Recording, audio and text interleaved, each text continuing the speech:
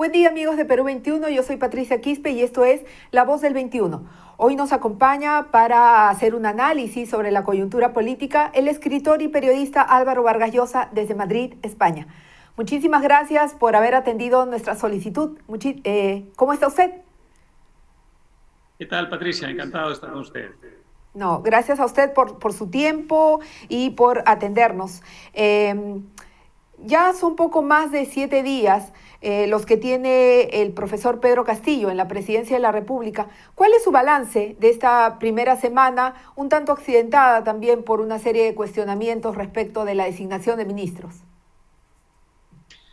Sí, yo creo que esa es una buena palabra, accidentada, pero también añadiría que ha sido una semana, en cierta forma, confirmatoria de algunos de los peores temores que teníamos muchos ciudadanos con respecto a una eventual administración Castillo. Eh, por el nombramiento de los ministros y también de muchos cargos de la administración pública a otro nivel, por la orientación general que se ha transmitido, por algunas de las promesas u ofrecimientos que se han hecho en el discurso de toma de posesión.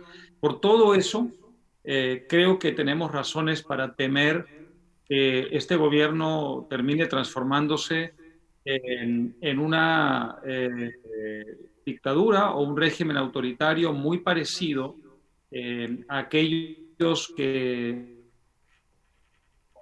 o han gobernado o gobiernan países vecinos, países cercanos. Todavía no estamos allí, por supuesto, ni remotamente, pero dependerá muchísimo de nuestra capacidad de resistencia, de nuestra capacidad de hacerle frente, el que esa administración, la administración Castillo, logre el propósito que evidentemente tiene, que es desnaturalizar, desfigurar por completo el régimen democrático que tenemos, y pasar a convertir al Perú en un régimen vertical, autoritario, en el que Perú Libre y el propio presidente, por supuesto, utilizando a Perú Libre, tengan un control político completamente antidemocrático, que además probablemente se traducirá más temprano que tarde también en una concentración de poder económico, ¿no? Así que hay razones para temer muchísimo y yo creo que es importante que los ciudadanos estén movilizados para impedirlo. El presidente ha empezado, de acuerdo a una encuesta publicada por Perú 21 esta semana, un sondeo realizado por Datum, empieza con una aprobación, si no es muy baja, es relativamente baja respecto de aquel porcentaje de respaldo que obtuvo para asumir la presidencia de la República. Descontando los votos blancos y viciados, el profesor Pedro Castillo asumió la presidencia con un 47% aproximadamente de respaldo, pero esta encuesta nos revela un 39%. ¿Cree usted que es producto de estas primeras medidas, de esta primera semana eh, que ha avanzado un poco con tropiezos por parte del régimen? Yo me imagino que sí, creo que ahí hay muchos factores. Uno de ellos es ese, hay un factor que tiene que ver con el miedo. Muchos ciudadanos que tenían seguramente la esperanza de que no se cumplieran los peores vaticinios, empieza a temer que se puedan cumplir. Hay otro sector que simplemente está viendo un gobierno completamente improvisado, completamente chicha, que no tiene, digamos, ninguna solvencia y entonces teme que eso, independientemente de sus simpatías políticas, genere un desbarajuste muy grande. Hay otro sector que seguramente esperaba de Castillo, yo creo que muy ingenuamente, una mayor independencia frente al partido y frente al señor Cerrón. En fin, hay muchas razones por las cuales la gente puede estar en estos momentos desconfiada y temerosa. Pero en todo caso, esas cifras lo que demuestran es que claramente hay un sector amplio del país eh, que no está dispuesto a aceptar cualquier cosa. Dicho todo esto, las cifras de popularidad no son el elemento que debe guiarnos. Yo creo que es peligroso hacer eso, porque si el día de mañana, mediante anuncios demagógicos, el señor Castillo restableciera unos niveles más altos de popularidad, entonces eso podría leerse como una carta blanca para que él imponga aquí un régimen desborde el marco democrático y el marco del derecho, ¿no? La Constitución, la democracia, los principios elementales de convivencia en libertad no están sometidos a referéndum y no están sometidos, por tanto, a popularidad o impopularidad. Ujú. Eso en términos, como usted bien señala, de popularidad. Sin embargo, este sondeo también revela que hay un 48%, casi la mitad de la población, que considera que el poder real no lo tiene Pedro Castillo, sino Vladimir Cerrón. Y eso es preocupante. Sin duda, a ver, esto no es un descubrimiento, es evidente que en la medida en que el señor Castillo fue el candidato de un partido que pertenece al señor Cerrón, de un programa de gobierno que fue elaborado por el señor Cerrón, y en la medida en que él no tenía cuadros propios ni una estructura propia, el papel del señor Cerrón iba a ser siempre el que estamos viendo. Eso lo dijimos muchas personas reiteradamente en la segunda vuelta electoral. Dicho esto, el señor Castillo, digamos, no opera como un simple rehén del señor Cerrón. Yo diría que lo hace, lo que está haciendo es una eh, tarea, digamos, complementaria a la del señor Cerrón, o el señor Cerrón una tarea complementaria a la suya, dependiendo de cómo queramos verlo.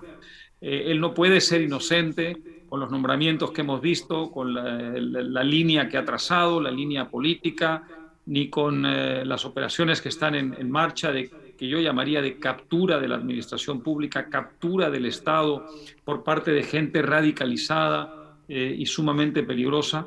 Repito, él no puede ser ajeno a todo eso, ni es una simple víctima del poder del señor Cerrón. Yo creo que él sabe perfectamente bien lo que está haciendo. Él utiliza al señor Cerrón, el señor Cerrón lo utiliza a él, son dos caras de una misma moneda, y exonerar al señor Castillo de lo que está pasando me parece que es no solamente ingenuo, sino que además muy peligroso, porque significa dejar con total libertad de maniobra a una persona, el señor Castillo, que ocupa nada menos que la presidencia y que tiene, por tanto, un poder inmoderadamente significativo en la vida peruana. Así que hay que tener mucho cuidado con esta idea de que hay que atribuir al señor Cerrón todo lo que anda mal y hay que atribuir al señor Castillo unas buenas intenciones que están siendo en estos momentos desnaturalizadas temporalmente por el señor Cerrón. Yo creo que Castillo y Cerrón forman parte de un proyecto político común. Es verdad que uno utiliza al otro, pero hay un proyecto político común y hay que enfrentar a ambos.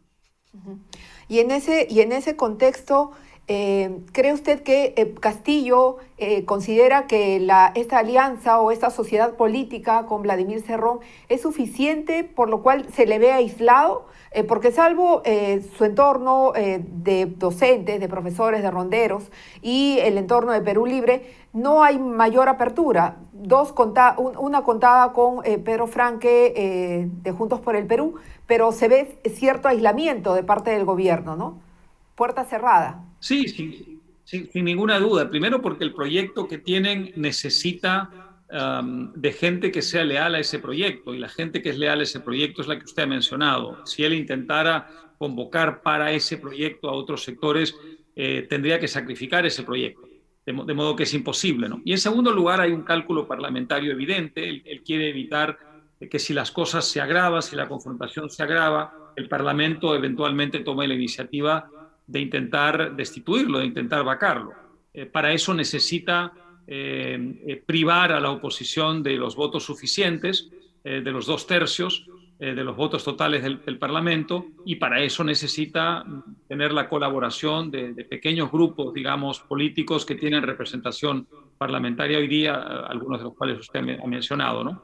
Pero en general sí, él opera con un círculo muy limitado, porque es el círculo en el que él confía para llevar a cabo su proyecto, ¿no? Y además en estos momentos también juega un papel en todo eso el primer ministro, seguramente el primer ministro que forma parte de este proyecto que busca desnaturalizar la democracia peruana y el sistema político y económico peruano, es muy consciente de que para lograr su objetivo necesita establecer en los distintos niveles de la administración pública, como ya lo estamos viendo, un nivel de lealtad enorme a ese proyecto. Por eso están colocando gente que no solamente no está calificada, es gente que tiene algunos de ellos con prontuario, algunos de ellos con unos antecedentes políticos francamente delictuosos, otros con antecedentes muy amenazadores para la democracia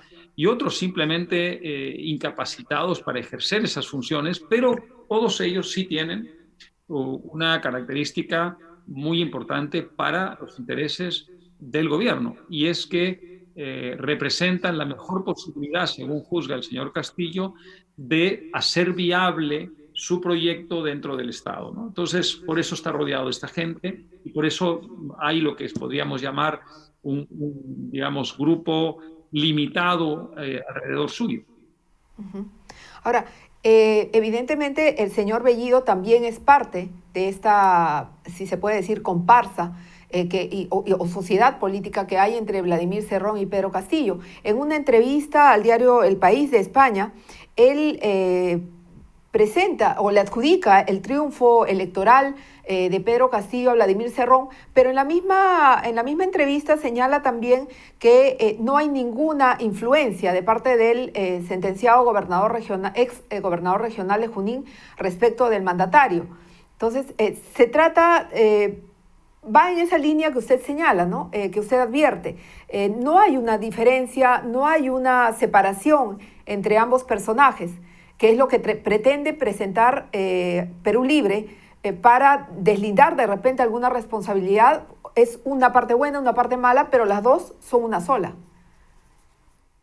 Claro, y además el primer ministro no puede decir otra cosa, ¿no? Él no podría en los medios públicamente, ante la opinión pública, digamos, decir que el señor Castillo es un títere del señor Cerrón o que el señor Cerrón está tomando decisiones porque él sabe que se colocaría en una situación de ilegalidad que podría eventualmente dar armas a quienes quisieran destituir al señor Castillo. Así que él, obviamente, tan tonto no va a ser de decir eso, ¿no? Hay que juzgar sus hechos, hay que juzgar lo que está pasando, a quienes está colocando la administración pública, la vinculación que tienen muchos de estos personajes con el partido y con el señor Cerrón, y también el hecho de que cuando se estaba formando este gobierno, en los días previos a los anuncios, hubo reuniones entre el señor Cerrón y el señor Castillo. ¿Por qué? Bueno, porque evidentemente tenía que haber un cierto nivel de coordinación. Por cierto, en un escenario normal y en un escenario menos estrambótico que este, sería perfectamente lógico que el candidato convertido en presidente electo tuviera reuniones con su partido, con el partido de gobierno, el partido de gobierno en ciernes, y que de esos cuadros se extrayera por lo menos una parte significativa, si no toda, la administración con la que quiere gobernar. Eso es perfectamente lógico, ocurre en todos los países del mundo. De hecho, sería muy raro que no tuviera gente de su partido. Pero aquí hay un problema grave, y es que el partido por el que ha sido candidato y con el que ha sido proclamado presidente es un partido que se declara marxista-leninista, que tiene a Venezuela y a Cuba como modelos, que quiere desnaturalizar el régimen democrático peruano y convertirlo en una dictadura comunista, y que por tanto representa un peligro muy grande. La persona que simboliza eso, evidentemente, es el secretario general de ese partido y el fundador y, en cierta forma, el dueño de ese partido, que es el señor Cerrón. Por eso es que aquí cuestionamos la presencia de gente vinculada a el señor Cerrón, no por el hecho de ser simplemente un partido de gobierno, porque lógico, el partido de gobierno suministre cuadros a una administración pública que es la de ese partido. Pero aquí hay algo, como digo, mucho más grave, y es que estamos hablando de un partido que no es cualquier partido, que además está dirigido por un señor que está sentenciado por delincuencia. De manera que aquí el señor Castillo está avalando con estos nombramientos la conducta, las ideas y el proyecto del partido por el que fue candidato. Esto es lo que para mí es especialmente importante, ¿no? Y al señor Bellido hay que juzgarlo más por los hechos que por las palabras, aunque en esa entrevista que usted cita, tiene por lo menos la franqueza, y hay que agradecer eso, de hacer algunas reflexiones y anunciar algunas iniciativas que lo único que hacen es confirmar lo que le estoy diciendo. Entre ellas, la de la Asamblea Constituyente. Él vuelve a insistir con la idea de que el referéndum es la vía para cambiar de constitución en el Perú. Ya se ha explicado que esto no está contemplado en la propia Constitución. Él insiste con este tema. Y luego hace una lectura política del país en la que evidentemente él lo que está haciendo es avalando la radicalización de Perú Libre, porque, por ejemplo, se burla de manera muy despreciativa de un sector de la izquierda, por ejemplo, de Verónica Mendoza y de Juntos por el Perú, que en estos momentos lo está respaldando, pero que es un sector al que él evidentemente considera simplemente instrumental, funcional a sus intereses, pero que, con el que no tiene ninguna identificación. Si esa vertiente de la izquierda él la considera de esa manera tan despreciativa, desde sus posiciones radicales, eso nos da una idea a nosotros de quiénes están gobernando el Perú, ¿no es cierto? No está gobernando el Perú el sector de la izquierda supuestamente moderada, no, está gobernando el Perú una izquierda tan inmoderada, tan radicalizada y tan ideologizada, que incluso siente desprecio por esa izquierda supuestamente moderada. Bueno, esto nos dice mucho, ¿no? Uh-huh.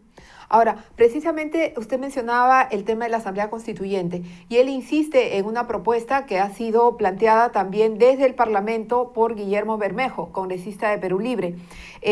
Para usted ellos están... ¿A dónde apunta esto? Porque Bermejo ha sido muy claro. En una reunión con jóvenes de Perú Libre ha señalado que si el Congreso niega la confianza a 2 gabinetes consecutivamente, pues se cierra el Congreso y chao, ¿no? Y es a eso a lo que ellos apuntan realmente. ¿Es ese el objetivo de este gabinete Bellido? Claramente, digamos, el gran objetivo es cambiar de constitución para establecer una constitución que les permita controlar todo el poder y quedarse en el poder todo lo que sea posible. Ese es el gran objetivo, verdadero objetivo, ¿no? Luego, para llegar a ese objetivo, tienen distintas tácticas y hacen distintos movimientos de tipo táctico, ¿no? Eso que usted menciona es una de las vías para llegar a ese objetivo, pero seguramente tienen también ahí en la carpeta otras vías. Lo que aquí hay que señalar con claridad es que este proyecto es inconstitucional y antidemocrático. Reformar, modificar una constitución no es algo a lo que haya que temerle como principio general. En todos los países del mundo ocurre esto. Las constituciones más antiguas han ido evolucionando con el tiempo. La Constitución de los Estados Unidos tiene muchísimas enmiendas que son producto de reformas, de manera que no es eso lo que estamos cuestionando, lógicamente, ¿no? Sino que ellos no quieren hacer, digamos, puntuales reformas de ciertos artículos de la Constitución para mejorarlos. No, lo que quieren hacer es cambiar de constitución para cambiar de régimen y pasar de un régimen democrático a un régimen dictatorial. Este es el problema esencial, ¿no? Y para eso tienen distintas vías, como mencionaba. Una de ellas, sí, por supuesto, es disolver el Congreso si lo logran. Si no logran eso, ellos van claramente, lo ha dicho también el señor Bellido, van a ir por la vía de un referéndum, es decir, ya están recogiendo firmas, me imagino, para obtener el número suficiente que les permita presentarlas ante el Congreso. Por supuesto, tienen ahí un problema adicional y es que si recogen esas firmas tienen también que pasar por el Congreso porque solo el Congreso puede convocar esa consulta, de manera que para reformar la Constitución de la manera que ellos quieren, es decir, cambiar de Constitución, no reformar ciertos artículos, sino cambiar de Constitución, tienen tarde o temprano que acabar con ese Congreso.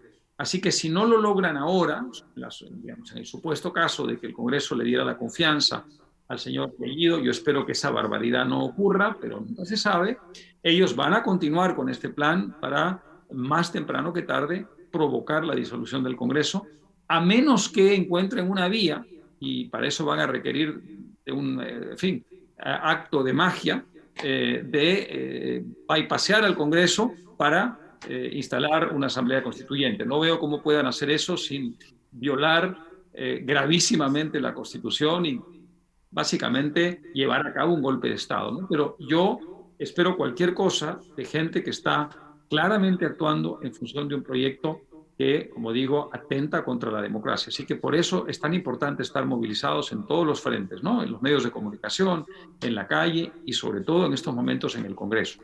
Usted habla del tema del voto de confianza y teme que este se otorgue, pero ¿cuál es el camino? ¿Cuál es el camino viable para para lograr frenar este proyecto que plantea Cerrón y que encarna Pedro Castillo desde la presidencia? Yo creo que lo que hay que hacer es elevarles el costo tanto eh, que se vean obligados a dar marcha atrás y que las cosas, digamos, no lleguen a la confrontación definitiva. Pero no soy ingenuo, veo casi imposible que esto ocurra, de manera que hay que estar preparados para la confrontación definitiva. La confrontación definitiva se va a dar en el Congreso.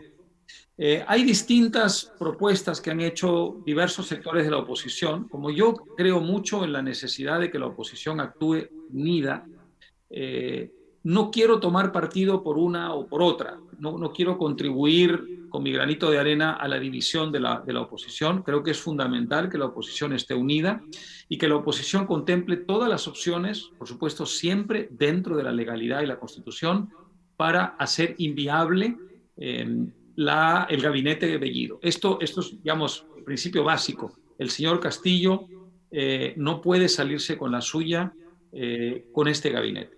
A este gabinete hay que claramente sacarlo del camino y para sacarlo del camino hay vías legales y constitucionales y hay que emplearlas.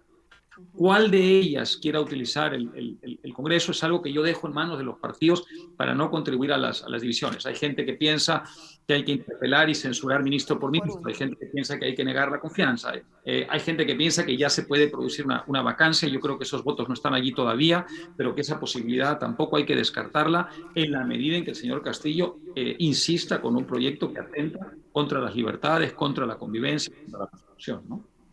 Y esta primera semana también nos ha dado señales, no solamente a través de la designación de los ministros, de funcionarios cuestionados, sino también señales respecto de cuánto desdén hay sobre algunas libertades fundamentales. Una de ellas es la libertad de prensa.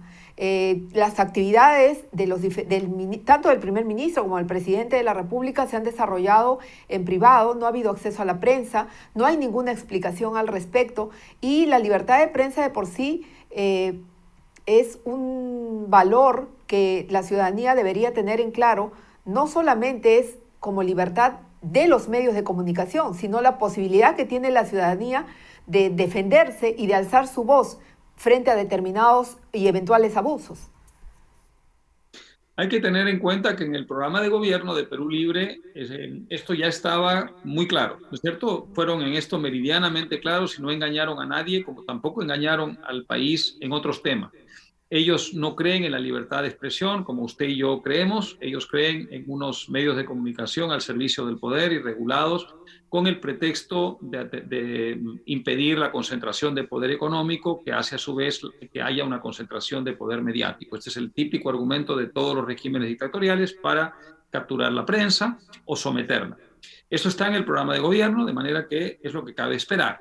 Lo que hemos visto en esta semana en términos de relación entre el señor Castillo y la prensa, evidentemente anticipa cosas muy malas para el futuro. Ahora, hay maneras de resistir contra esto. Para empezar, la prensa tiene que defenderse y yo espero que haga causa común en los momentos clave, ¿no?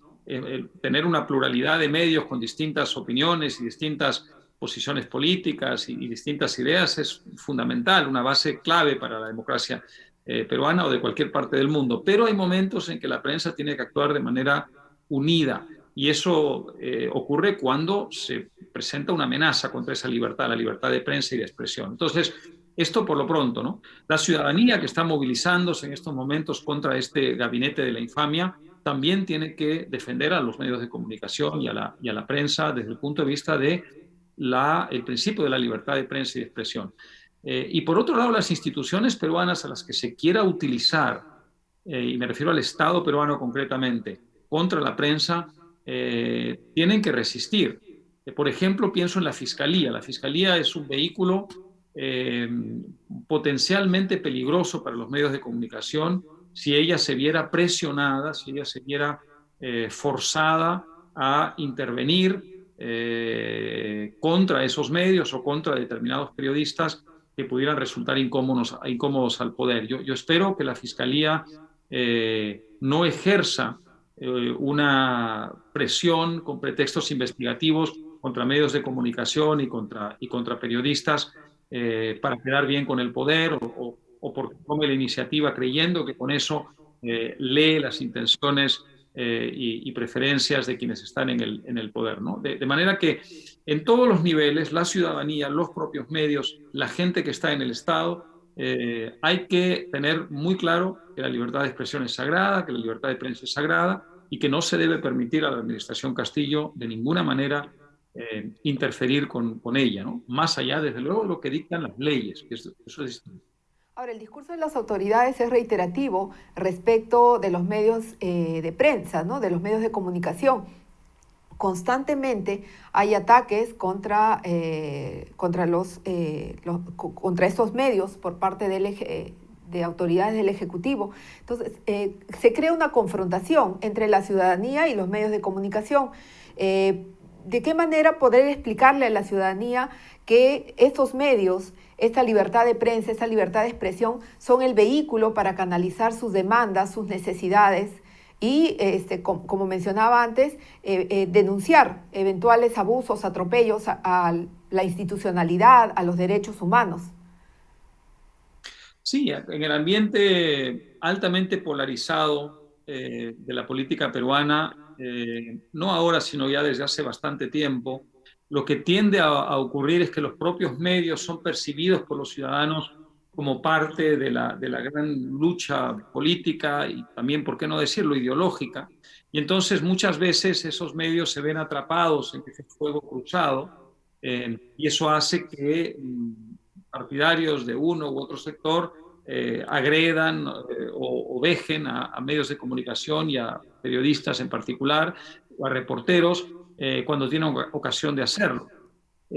Hay que tratar de transmitir a la población en general la idea de que efectivamente los medios de comunicación juegan un papel fundamental, ¿no? No solamente porque canalizan las ideas, las frustraciones, los anhelos, los sueños, las decepciones de los ciudadanos en general, sino también porque representan el mejor contrapeso al poder.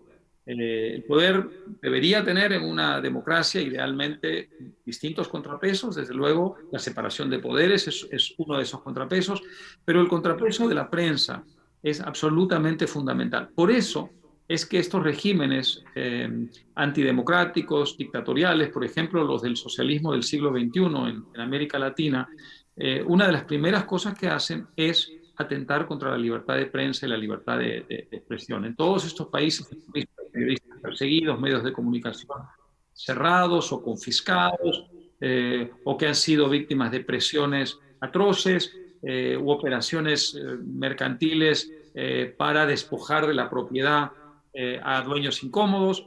Y en todos ellos el resultado ha sido la abolición de la libertad de expresión o por lo menos su seria y grave limitación, ¿no?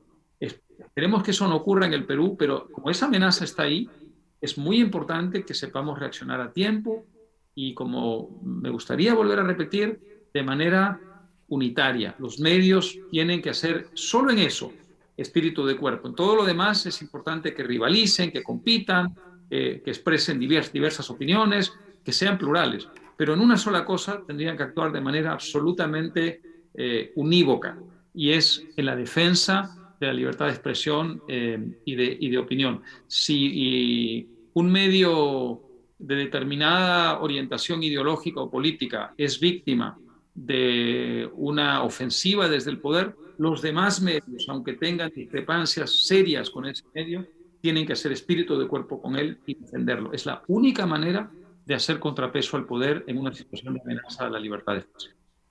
El presidente ha tenido una semana de relativo silencio. No ha dado mayores alocuciones, salvo una que se dio en el marco de su vacunación, llamando a la unidad.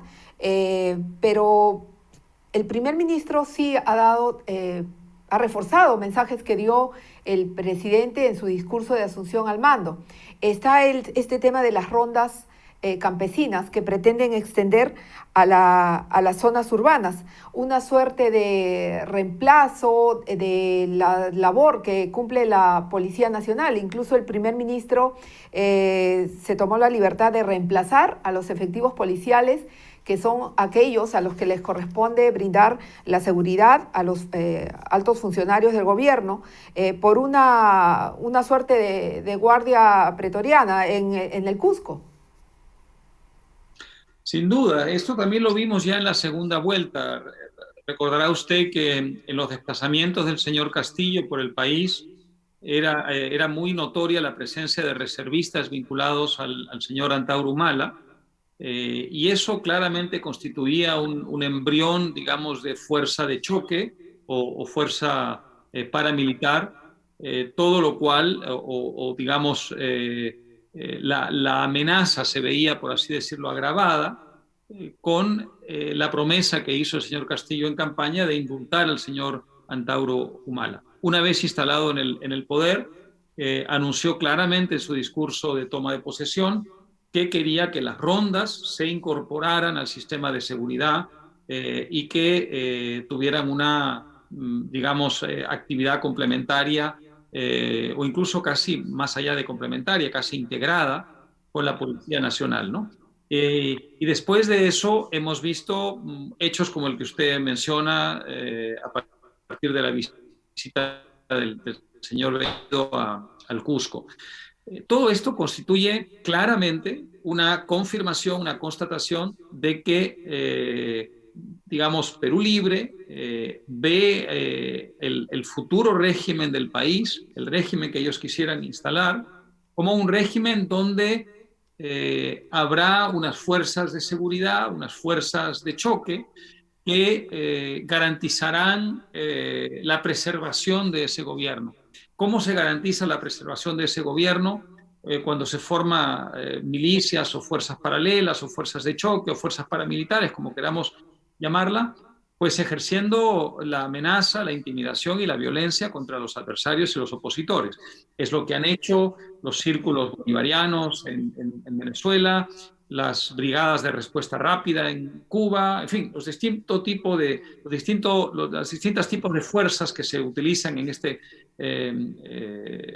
tipo de régimen, ¿no? Yo creo que es muy difícil que las rondas campesinas a las que quieren emplear o utilizar para acciones o labores de seguridad pública puedan, digamos, sustraerse a la relación política que tienen con Perú Libre y con el señor Castillo y con el señor Cerrón. Es imposible que eso ocurra.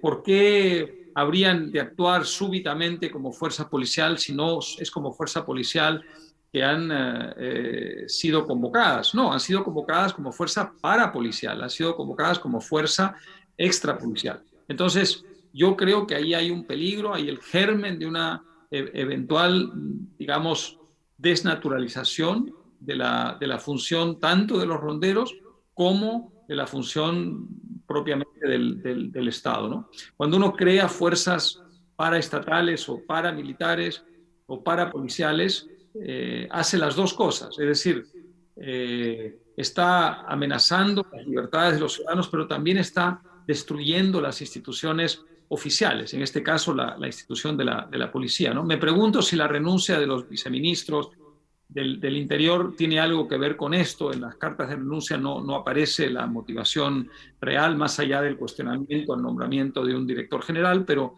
yo me pregunto si tiene algo que ver la renuncia de estos viceministros con el rol que quiere darle el señor Castillo y el señor Bellido a los ronderos en el sistema de seguridad peruano.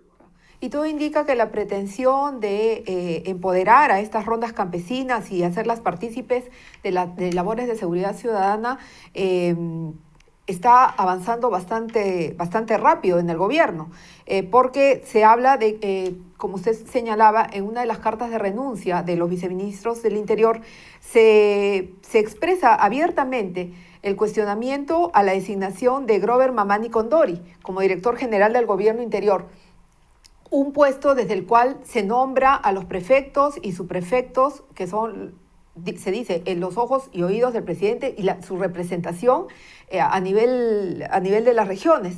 Una persona que no tiene las calificaciones necesarias porque carece de título profesional, que es una de los requisitos expresos que debería cumplir para ocupar ese cargo. Entonces, todo está avanzando aparentemente muy rápido, con miras, aunque el señor Castillo diga que no es así posteriormente, haya dicho que no es así posteriormente, todo está avanzando para fortalecer estas rondas campesinas y con un evidente desdén a la institucionalidad de la Policía Nacional.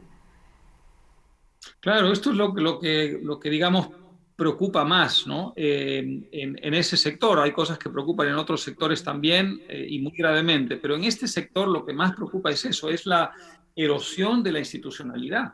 Aquí hay una institución que es altamente mejorable, perfectible, que necesita reformas y apoyo. Evidentemente que sí, no es una institución perfecta, pero es una institución. Y si lo que hacen es erosionar esa institución, desinstitucionalizarla para crear, digamos, fuerzas paralelas, lo que van a terminar haciendo es destruyendo la democracia, porque al final la democracia depende de un conjunto de instituciones y en la medida en que ellos atentan contra esas propias instituciones desde el propio poder, desde el propio Estado, están contribuyendo a destruir la propia democracia, ¿no? Pero además hay algo doblemente preocupante y es que no solamente erosiona la institución de la policía, sino que están creando digamos, una especie de Estado paralelo, es decir, hay un principio básico y es que el Estado tiene el monopolio de la fuerza. Si uno legitima, si uno autoriza, si uno valida el uso de la fuerza por parte de gente ajena al Estado, y si además se utiliza el Estado para financiar o para armar eventualmente a gente ajena al Estado y se le da ese mandato, lo que se está haciendo es creando una especie de nuevo Estado o de Estado paralelo que va a tener como único jefe y no sometido a ningún tipo de cuestionamiento, ni de vigilancia, ni de fiscalización al señor presidente de la República. Entonces, por eso creo que es tan grave. Hay una doble dinámica aquí, ¿no? Desinstitucionalizo a la policía lentamente, pero al mismo tiempo voy creando una especie de Estado paralelo. Esto hay que denunciarlo, hay que frenarlo y hay que impedirlo. Y para eso es muy importante empezar desde ahora. Estamos en los comienzos de esa dinámica. Si nos dormimos, dentro de unos meses ya habrán instalado un sistema que no sea posible revertir. Por eso creo que es tan importante que los medios de comunicación, la sociedad civil y el Parlamento actúen desde ahora para frenar todos estos elementos que en el armazón, digamos, de conjunto constituyen la puesta en práctica del proyecto antidemocrático que estos señores ofrecieron en su campaña con toda transparencia. ¿De qué manera podemos orientar y promover liderazgos que permitan corregir la situación que estamos atravesando? Porque es evidente que si bien hay buenas intenciones de diferentes bloques dentro del Parlamento, dentro de la oposición y también en la sociedad civil, no hay liderazgos identificados, sólidos, que permitan enfrentar esta situación.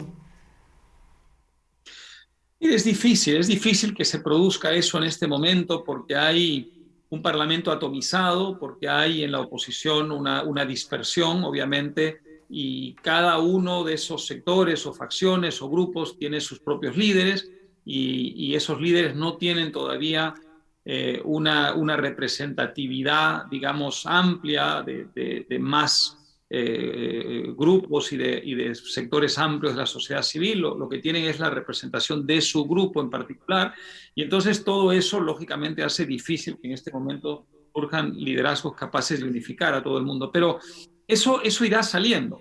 Lo que hay que hacer ahora es que los líderes que ya existen y que tienen la conducción, la responsabilidad de conducir esos grupos, actúen de manera coordinada, de manera armónica y en función del mismo objetivo. En estos momentos nadie debe estar pensando en quién es el próximo candidato a la presidencia de la República, quién es el próximo líder, digamos, con posibilidades presidenciables. No, lo que está en juego es mucho más grave en estos momentos, ¿no? Está en juego la posibilidad de que el Perú deje de ser una democracia. Y para eso se necesita una labor de fuerte vigilancia y resistencia democrática. Y eso requiere una unidad de la oposición. La unidad significa, para decirlo en términos en fin, de etiquetas simplistas, en fin, el centro izquierda que apoyó al señor Castillo y que ahora se dice escandalizado, actúe por primera vez en mucho tiempo de manera seria y responsable, que el centro, no sé exactamente quiénes representan al centro hoy día, pero bueno, hay gente que se califica de centro, haga lo propio y que los sectores de centro derecha o de derecha también entiendan la necesidad de actuar de manera unitaria. Si todo ese espectro, digamos, que va del centro izquierda a la derecha, entiende que lo que hoy debe prevalecer es la unidad, yo creo que le será infinitamente más difícil al señor Castillo imponer su proyecto. Si en cambio eh, el sector de centro izquierda, que contribuyó gravemente a este estado de cosas y que tiene una grave responsabilidad histórica en lo que está pasando, persevera en esta actitud, y los demás sectores, en lugar de actuar de manera unitaria, empiezan a rivalizar para tratar de hacerse con el liderazgo de la oposición, digamos, abrazo partido, lo único que vamos a hacer es facilitar la tarea de quienes quieren imponer un sistema no democrático en el Perú. Usted tuvo una participación activa en el marco de la segunda vuelta electoral. Eh, Usted ha estado cercano, muy cercano a la política peruana desde muy joven. Tiene un pensamiento liberal que se basa principalmente en la defensa de la libertad y de los valores democráticos. ¿Ha pensado usted en volver al Perú para hacer política aquí en nuestro país? Mire, yo nunca estoy lejos del Perú y nunca estoy demasiado lejos de la política peruana, porque la política peruana se empeña en crear situaciones de emergencia en las que los ciudadanos que no somos políticos nos vemos obligados a actuar, estemos donde estemos, ¿no? Hay 3 millones de peruanos fuera del Perú y ninguno de ellos está muy lejos del Perú. 6 de cada 10 peruanos dentro del Perú tienen un pariente muy cercano en el exterior, de manera que quienes estamos fuera en realidad también en parte estamos dentro, ¿no? Así que no es tanto el apetito de actividad política como el deber de un ciudadano lo que hace que muchos de los que estamos fuera con frecuencia tengamos que participar, ¿no? No tengo los planes inmediatos regresar de manera permanente, aunque yo, en fin, en épocas no pandémicas sí que voy con mucha frecuencia, en épocas pandémicas ha sido imposible, pero así que iré en cuanto sea posible, surja la oportunidad y seguiré yendo.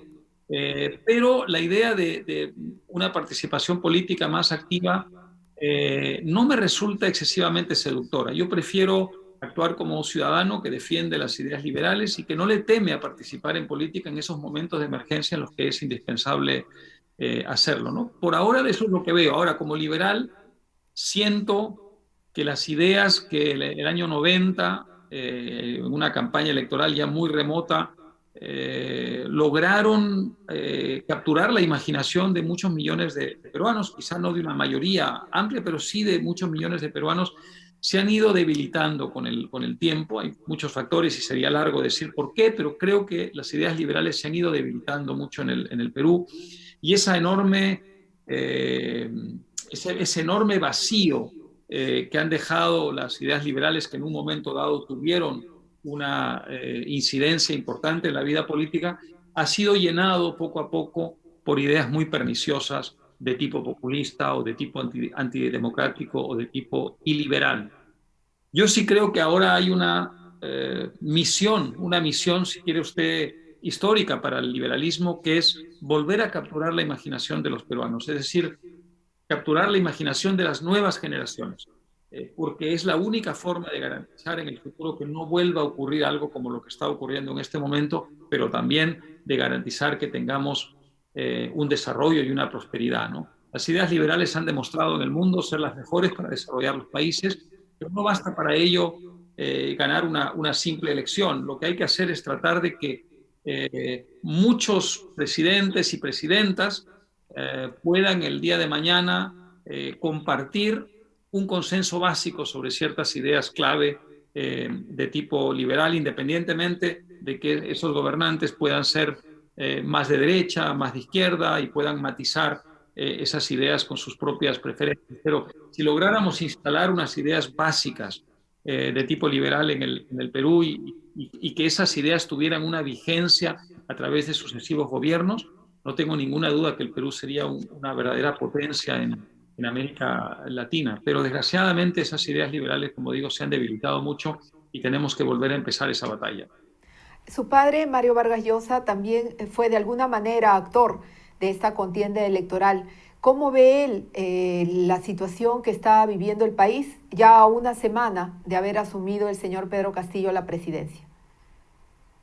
Bueno, como mucha gente, ¿no? Con mucha preocupación, lógicamente, y mucha, en fin, decepción de ver que los temores que él expresó en la segunda vuelta y que hizo públicos de manera muy, en fin, sonora, se han ido, en fin, confirmando a medida que han avanzado y pasado los días. Él es una persona que nunca está muy lejos tampoco del Perú. El Perú está en sus preocupaciones y claramente él tiene en fin, un compromiso moral con las libertades, la democracia y el Estado de Derecho en su país, ¿no? Así que no es un buen momento para quienes creemos en esas ideas y desde ese punto de vista, lógicamente, pues de su parte lo que hay es preocupación. Ujú. Nosotros le agradecemos muchísimo por el tiempo compartido con Perú 21. Le agradecemos también su análisis agudo respecto de la coyuntura política peruana. Ciertamente son momentos preocupantes para todos, pero confiemos en que podremos salir adelante. Así es, esa esperanza no la vamos a perder nunca. Muchas gracias. Gracias a usted. Y con ustedes, amigos, esto ha sido La Voz del 21. Hoy nos acompañó el periodista y escritor Álvaro Vargas Llosa desde España. Muchísimas gracias a todos por compartir con nosotros estos momentos. Que tengan un buen día.